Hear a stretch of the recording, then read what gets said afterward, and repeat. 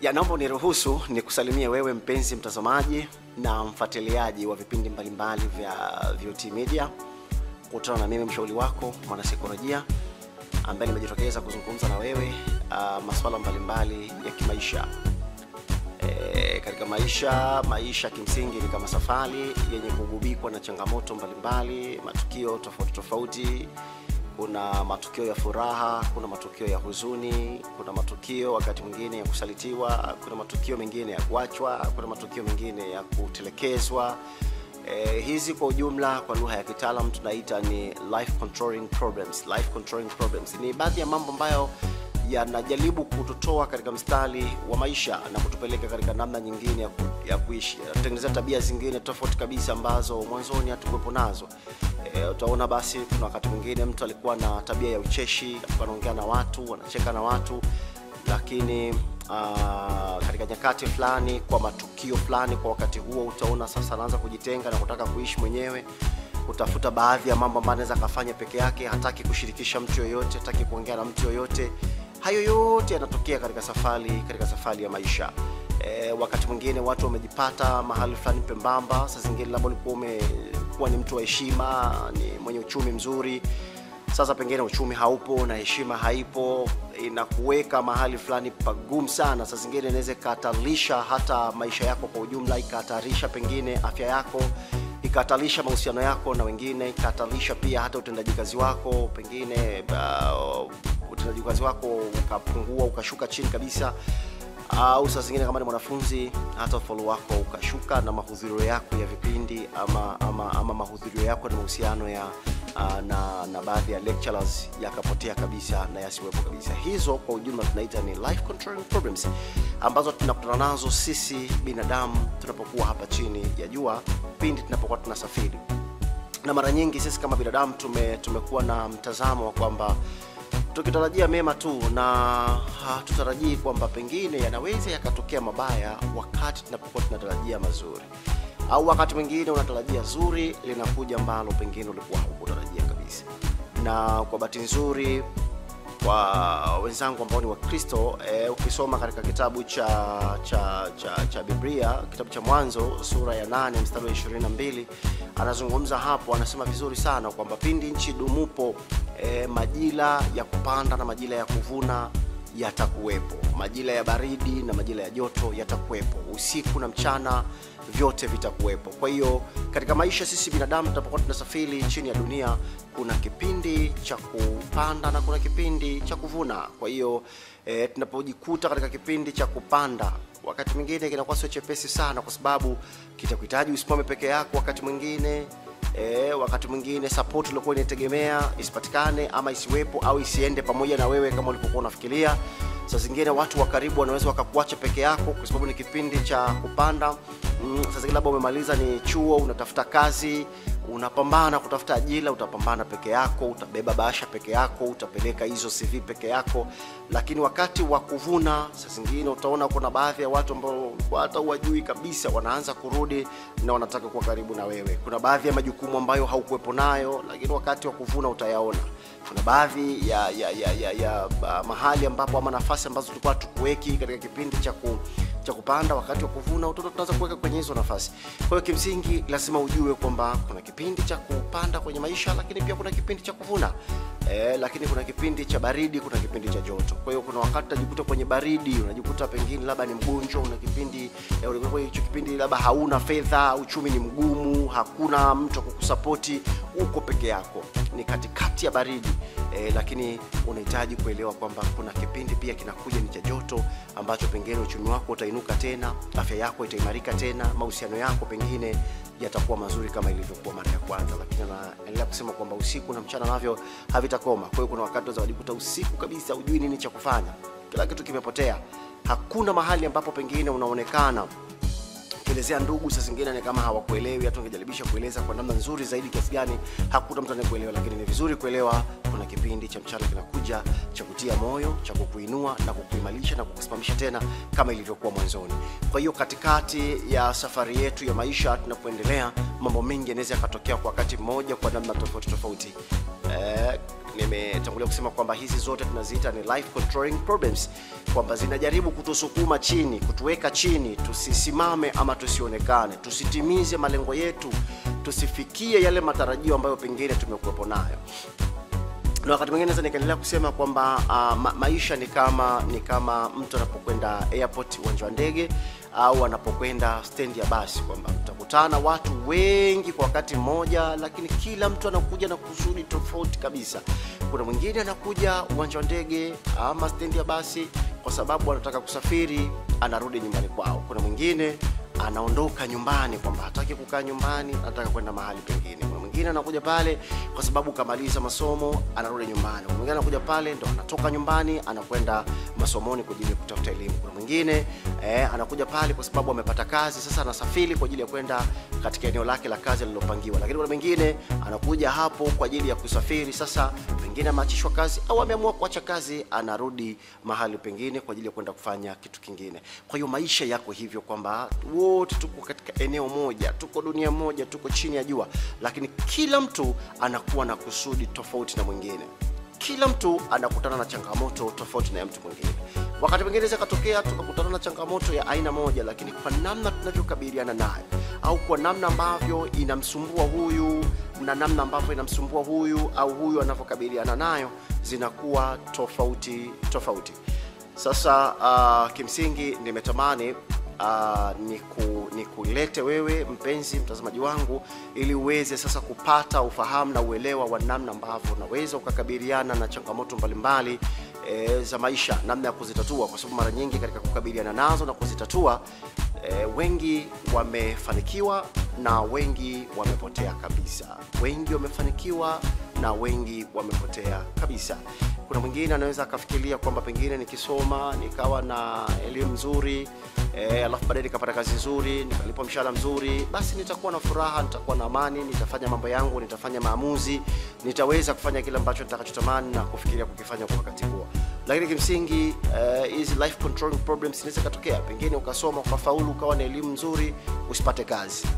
Ikatokea umepata kazi lakini sio ile ambayo umeisomea. Ikatokea umepata kazi ambayo umeisomea lakini haulipwi mshahara sasa na kazi unayoifanya. Au wakati mwingine unalipwa mshahara sawa kabisa na kazi unayoifanya, sasa na elimu ulionayo, lakini kimsingi bado haiwezi kukidhi mahitaji ulionayo. Au wakati mwingine inaweza ikakidhi mahitaji ulionayo, lakini saa zingine zinatokea changamoto, unaona kabisa kwamba ni kama haiwezi kutosha hapo. Hizo zote kwa jumla tunaziita life controlling problems. Kwa hiyo kimsingi tunahitaji kujifunza namna ya kukabiliana na changamoto hizi na matatizo haya. Kwa sababu tusipokuwa na elimu, uelewa ama ufahamu sawa au sanjali na matukio haya, tunaweza tukajikuta pengine tunatumbukia katika mahali pasipokuwa pazuri, au tukaingia katika mahali ambapo hatuwezi kutoka kabisa. Kimsingi nimekuwa nikishughulika na watu wenye changamoto ya uraibu wa dawa za kulevya kwa kipindi kirefu, na hiyo bado nimeendelea kuifanya na ninashughulika na hiyo. Na pengine labda wewe unayenisikiliza, kunitazama, unaweza ukawa na changamoto ya uraibu wa aina yoyote, kwa sababu tuna aina mbili za uraibu. Kuna ya kwanza tunaita ni substance use disorder, na kuna non-substance use disorder. Substance use disorder, hii ni mtu anakuwa na shida ya kutumia kitu. Mfano tumeona mtu anakunywa pombe kupitiliza, anatumia dawa za kulevya kupitiliza, ama na vuta bangi kupitiliza, na mengine mengi yanayofanana na hayo. Lakini pia tuna huo uraibu wa pili, tunasema ni uraibu wa tabia. Pengine mtu amekuwa ni mraibu wa kamali, anafanya betting wakati mwingine, au mwingine amekuwa ni mraibu wa ngono saa zingine na hawezi kuacha, ni kitu ambacho kimemtawala. Unakuwa na tabia fulani ambayo kimsingi imekutawala na wewe kuiendesha hauwezi tena. Nadhani mwishoni nitaweka namba zangu za simu hapo chini, utaziangalia. Kwa hiyo kama utahitaji pengine kuwasiliana na mimi, utanitafuta na tutawasiliana kwa uzuri zaidi. Sasa katika kipindi changu nadhani kuna mambo kadhaa hapa ambayo natamani tujifunze. Tutajifunza kwa ujumla kwa habari za uraibu. Tutaangalia maana ya uraibu ni nini, tutaangalia aina za uraibu, lakini pia tutaangalia addiction cycle. Kwa lugha ya kitaalamu tunasema addiction cycle, mzunguko wa uraibu. Lakini pia tutaangalia sababu za utumiaji wa dawa za kulevya ambazo hupelekea mtu kuwa mraibu, kwa sababu hakuna uraibu kama mtu hakutumia dawa za kulevya. Lakini kimsingi kitu ambacho kinasababisha mtu akaingia kwenye uraibu wa dawa za kulevya ni hapo juu, ambapo nimesema ni hizo life controlling problems ndizo ambazo zinaweza zikampelekea ama kumvuta mtu akaingia kwenye utumiaji wa dawa za kulevya. Kwa nini? Kwa sababu ya namna ambavyo anajaribisha kutatua au kukabiliana na hizo changamoto. Na mara nyingi zinazokuja kuleta shida ni aina kama 3 ama 4 ya namna ambavyo mtu anajaribisha kushughulika ama kutatua hizo changamoto. Kwanza tunasema ni escapement. Mtu anakuwa anapitia changamoto fulani ama tatizo fulani, lakini anajaribu kulikimbia hilo tatizo. Ana msongo wa mawazo, ameumizwa, au alikuwa ana mafanikio, sasa mafanikio hayapo tena, anajaribu kuescape hiyo hali ambayo imemkuta, ambayo hakuwa ameizoelea. Anajaribu kujirudisha katika hali yake ya kwanza. Kwa hiyo anapojaribisha kufanya hiyo escapement, ndipo anatafuta kitu ambacho anaweza akakifanya mbadala, anatafuta substitute. Kwa hiyo wakati mwingine ili kuondoa hizo stress, kuondoa mawazo, kutaka kujiweka kama watu wengine, afurahi kama watu wengine, acheke kama watu wengine, kuna wengine wanaamua kutumia dawa za kulevya, wengine wanatumbukia kwenye utumiaji wa pombe, wengine wanatumia mambo mbalimbali ambayo wakati mwingine sasa anaweza asitoke. Na anaweza tu akaingia kwa idea ndogo sana, akasema ninatumia tu kama kutoa mawazo au kuondoa mawazo, ninatumia tu kama kujifurahisha, nijisikie vizuri kama watu wengine, ama ninatumia lakini kwa kiasi fulani, sizidishi, ama ninatumia kwamba ikifika wakati nitahitaji kuacha kwa hiari yangu mwenyewe. Lakini mwisho siku kwamba akitumia majibu yanakuwa tofauti na alivyokuwa anafikiria yeye, inakuwa tofauti kabisa. Lakini kitu kingine ambacho kinasababisha ni pamoja na unexpected changes. Mtu anapokuwa amepata mabadiliko ambayo hakutarajia au hakutegemea. Kwa mfano, labda mtu amekwenda amepimwa, amekutwa ana changamoto fulani ya afya ambayo hakutarajia kama angekuwepo nayo. Anachanganyikiwa, anapata kitu kimoja tunaita kitaalamu psychosomatic. Psychosomatic ni ile hali ya kulifikiria tatizo kwa namna kubwa kuliko ambavyo pengine tatizo lilivyo. Unakuwa na ile extreme focus on the problem. Unakuwa na extreme focus on the problem. Kwa hiyo anapata hiyo psychosomatic. Akipata hiyo psychosomatic, akifikiria kwa muda mrefu, mwisho wa siku sasa atakuja kupata kitu kimoja tunaita, ataingia kwenye kitu ambacho tunaita apathetic. Apathy ni ile hali ya kutokujali. Anakuwa na ile hali ya kuamua kuchagua maisha yoyote anayofikiria yeye kuishi. Ile apathetic ama apathy. Hajali hisia zake, hajali hisia za watu wengine, anaanza kujitenga, anaji-isolate na jamii, anaji-isolate na watu wengine, hataki kushiriki mambo yote ya kijamii, mambo yote ya kifamilia, anataka kukaa tu peke yake. Kwa nini? Kwa sababu ameshakuwa tayari na hiyo apathetic. Lakini hiyo apathetic pia nayo ikiendelea zaidi, atadevelop, anaingia kwenye hali ya 3 ambayo tunaita ni anhedonia. Anhedonia ni ile hali ya kupoteza furaha ama raha katika mambo ambayo ilikuwa yanakufurahisha mara ya kwanza. Sasa mara ya pili, mara ya 3 ni kama yanakuwa hayakufurahishi tena. Ulikuwa unajaribisha hivi, sasa hakikufurahishi tena. Ulikuwa unamfurahia mwenzi wako, hata ukimuona humfurahii tena. Ulikuwa unapenda kuongea naye, sasa hata akikupigia simu unapata ugumu, unapata utata wa kupokea. Kwa nini? Kwa sababu kuna hizo tunaita unexpected changes zimetokea. Na mara nyingi hiyo tunaita kwa lugha ya kitaalamu tunaita ni homeostasis. Homeostasis ni ile hali ya mwili kutaka kujiweka katika hali ya balance automatically au natural. Kwa hiyo inapotokea pengine kuna shida fulani imetokea kwenye mwili, manake hiyo homeostasis yako inakuwa ni off balance. Tuchukulie mfano, ni kama organs ambazo zinafanya kazi kwenye mwili. Kuna moyo, kuna mapafu, kuna figo. Kila yenyewe inafanya kazi yake, lakini kimsingi zinafanya kwenye mfumo mmoja. Kwa hiyo kimoja kinapokuwa kimecollapse, kinapokuwa hakijafanya kazi kwa uzuri, kinasababisha ile homeostasis yako kubadilika na kutokufanya kazi kwa umaridadi. Kwa hiyo inampelekea mtu sasa anapata changamoto. Kuna wakati fulani niliona ndugu mmoja alikwenda kusalimia mgonjwa wa Bugando. Kwa hiyo katika hiyo hospitali ya Bugando hapo, lakini wakahitaji pengine angeweza kuchangia damu kwa ajili ya kumsupport huyo ndugu, kwa sababu alikuwa anahitaji damu. Lakini walipokwenda kufanya check up kidogo, wakakuta ana pressure. Kwa hiyo haiwezekani yeye kuchangia damu kwa sababu tayari ana changamoto ya pressure. Alipoelezwa, kwa kweli ilimfrustrate, ilimshusha moyo sana. akashuka moyo sana, kwa sababu hakutarajia kama ana hiyo changamoto, hakutarajia kama ana hiyo shida, na alikuja tu kwa ajili ya kumwangalia mgonjwa. Kwa hiyo zinapotokea hizo unexpected changes, zinaweza kumfanya mtu akabadilika na kuingia katika hali ya tofauti na ile ya kwanza. Kwa hiyo anafanya hiyo escapement, anakimbia hali ambayo ipo tayari na anaishi nayo, na hajataka kuikubali kwamba ni ukweli yuko na hiyo hali na anaweza akadundayo kwa kipindi fulani. Anajaribu kutafuta kitu kingine ambacho kinaweza kikasubstitute ama kikalipress hiyo hali. Lakini kitu kingine ni pamoja, tunasema ni kufix. Unatafuta kufix hiyo hali. Labda umeumizwa na mpenzi wako, umetarakiana na mwenzi wako, unatafuta mwingine kwa haraka, kwamba pengine isikuchukulie muda mrefu kiasi hicho, isikupe muda wa kutafakari na kufikiria kwa nini hali imekukuta ama imetokea. Unaingia kwenye mahusiano mengine. Lakini kimsingi ni kwamba hautaweza kuyasimamia ama kuyaendesha hayo mahusiano. Kwa nini? Kwa sababu tunasema unakuwa umerush. Na mara nyingi unajua mtu ambaye amesalitiwa, ameumizwa, ametendewa isivyokuwa sawa, huwa anakuwa off balance kwa habari ya hisia, anakuwa off balance kabisa. Unakuta anakuwa na hasira za karibu, anakuwa ni mtu ambaye anakuwa na ile mood swings, anabadilika, atacheka dakika 5, dakika 2 amekasirika, hujui nini kimemkasirisha, hujui nini kimemkuta mpaka amekasirika namna hiyo. Kwa hiyo sasa anatafuta kufiksi. Kwa hiyo katika namna kufiksi ndio hiyo anaingia kwenye utumiaji wa dawa za kulevya au kufanya matendo ambayo hayakubaliki katika jamii au yanahatarisha afya yake kwa ujumla pamoja na afya za watu wengine ambao wanamzunguka. Lakini ya tatu ni denial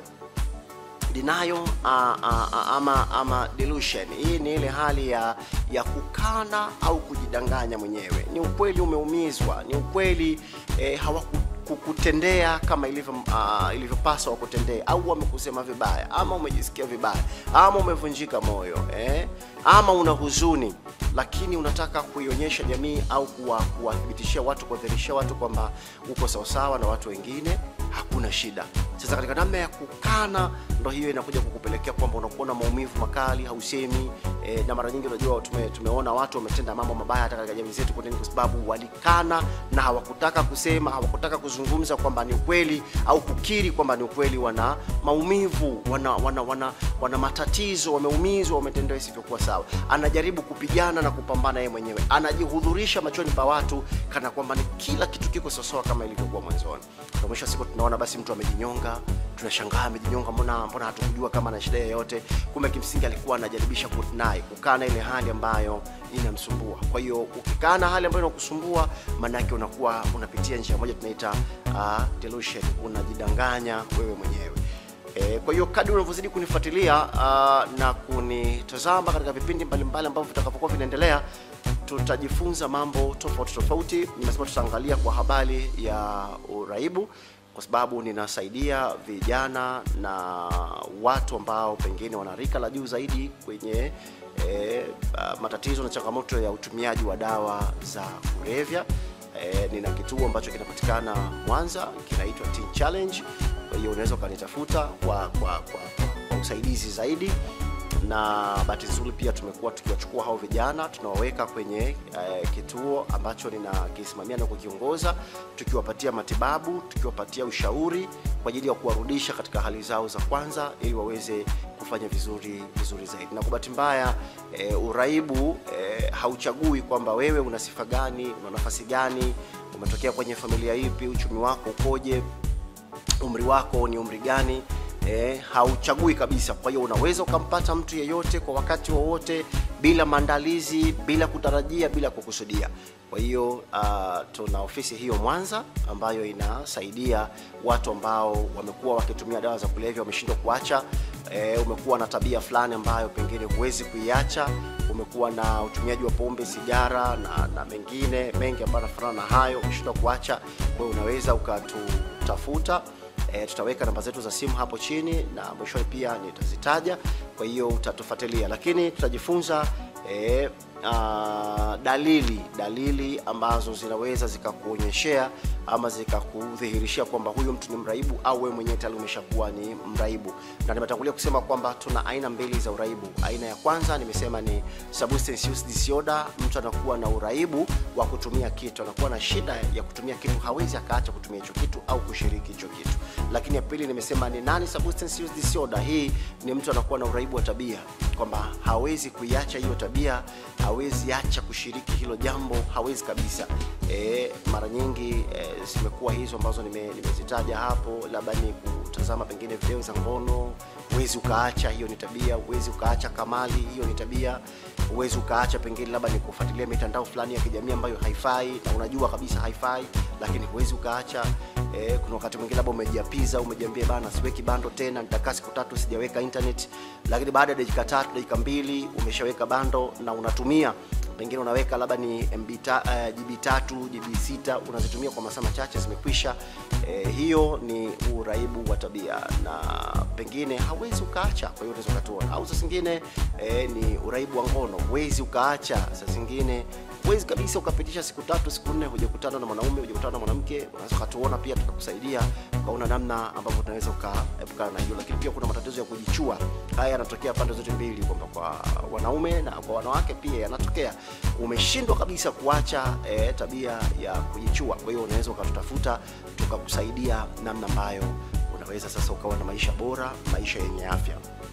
Lakini tutaangalia pia tabia, tutaangalia tabia za mraibu, tabia za uraibu, kwamba ukionyesha tabia hizi, nimesema kuna dalili lakini pia kuna tabia.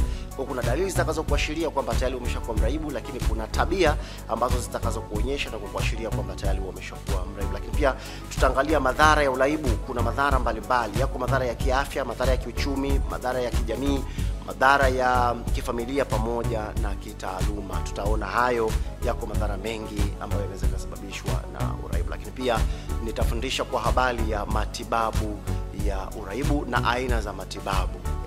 Kuna matibabu ya uraibu pamoja na aina za matibabu. Yako matibabu ya aina mbalimbali. Kwa hiyo kadri unavyozidi kunifuatilia tutayatatua hayo yote na wewe pia utapata ustawi huo.